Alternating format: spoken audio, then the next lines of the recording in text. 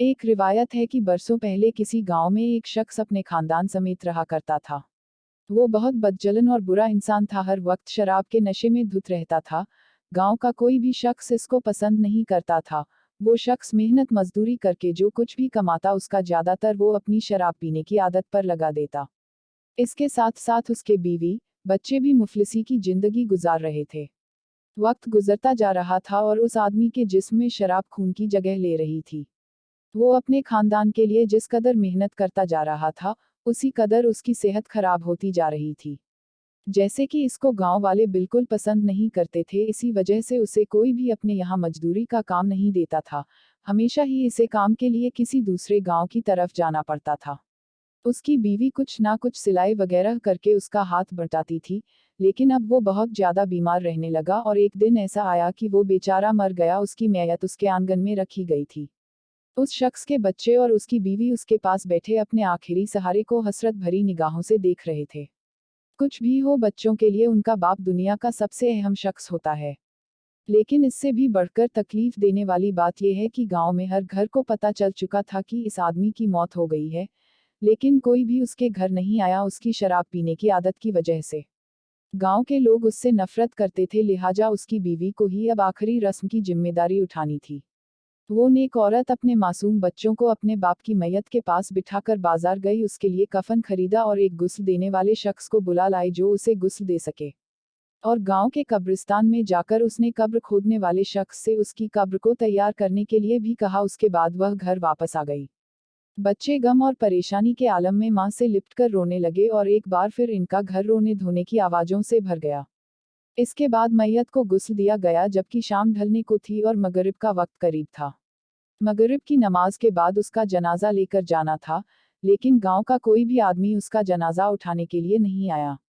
उस औरत ने कई घरों में जाकर जनाजे के लिए मिन्नत की, उनसे गिड़गिड़ाई, लेकिन किसी के दिल में इंसानियत नहीं जागी। आखिरकार उस औरत ने जो जमा पूंजी जमा कर रखी थी, उसमें से 2 मजदूर मंगवाए जिन्हें जनाजा कब्रिस्तान तक ले जाने के लिए तैयार की, और इस तरह अब उस आदमी का जनाजा कब्रिस्तान पहुंच गया। लेकिन कब्रिस्तान में उस आदमी की मैयत का मंजर रुला देने वाला था। एक अकेली औरत मैयत के पास खड़ी थी, इंतजार कर रही थी कि कौन आएगा और इसका जनाजा पढ़ाएगा।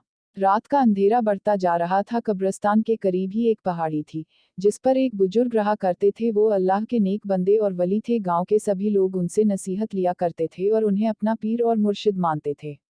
वो बुजुर्ग शख्स आज तक इस पहाड़ी से नीचे नहीं उतरे थे, लेकिन आज उन्होंने पहाड़ी के किनारे पर खड़े होकर कब्रिस्तान में देखा और वहां एक औरत को मैयत के पास खड़ा पाया, तो वो तेजी से पहाड़ी से नीचे उतरे। ये एक गैर मामूली बात थी, क्योंकि उन्होंने आज से पहले कभी ऐसा नहीं किया था। उनके नीचे आने की खबर पूरे गांव में फैल गई और देखते ही देखते सारा का सारा गांव कब्रिस्तान पहुंच गया। उन्होंने मैयत के पास पहुंचकर उसकी बीवी से कहा कि बेटा, तुम फिक्र मत करो, इसका जनाजा मैं खुद पढ़ाऊंगा। जैसे ही उन्होंने नमाज ए जनाजा पढ़ाने के लिए कहा, तो गांव के सारे मर्द एक एक करके जनाजे की नमाज पढ़ने के लिए उनके पीछे खड़े हो गए और इस तरह उन्होंने शराबी की नमाज जनाजा पढ़ाई। दुआ के बाद पहाड़ी वाले बुजुर्ग गांव वालों से फरमाने लगे कि ए लोगों, मगरिब से कुछ वक्त पहले मैं अपनी इबादत गाह में बैठा था, मेरी अचानक आंख लग गई और एक अनजान आवाज ने मुझसे मुखातिब होकर कहा, जाओ नीचे कब्रिस्तान में एक औरत अपने शौहर के जनाजे के साथ मौजूद है, उस मैयत का जनाजा पढ़ाने वाला कोई नहीं, लिहाजा आप जाओ और उसकी नमाज ए जनाजा पढ़ाओ, अल्लाह पाक ने उसको माफ कर दिया है। उसके साथ ही अचानक से मेरी आंख खुल गई। मैंने पहाड़ी के किनारे पर खड़े होकर जब कब्रिस्तान में देखा तो वही मंजर पाया, इसीलिए मैं इस काम के लिए नीचे उतरा हूँ। इसके बाद उन्होंने उसकी बीवी की तरफ मुतवज्जो होकर पूछा, नेक औरत, तू मुझे ये बता कि यह शख्स ऐसा कौन सा काम करता था जिसकी वजह से इस पर ऐसा जबरदस्त अल्लाह की रहमत नाजिल हुई। वो औरत कहने लगी, हजरत, ये तो हर वक्त शराब पीता रहता, दिन भर शराब खाने में बैठा रहता, लेकिन 3 काम ऐसे थे जो ये जरूर किया करता था। इनमें पहला ये कि मेरा शौहर हर रात शराब के नशे में रहता था और उसी हालत में सो जाता, लेकिन जैसे ही सुबह उसकी आंख खुलती वो नमाज अदा किया करता था।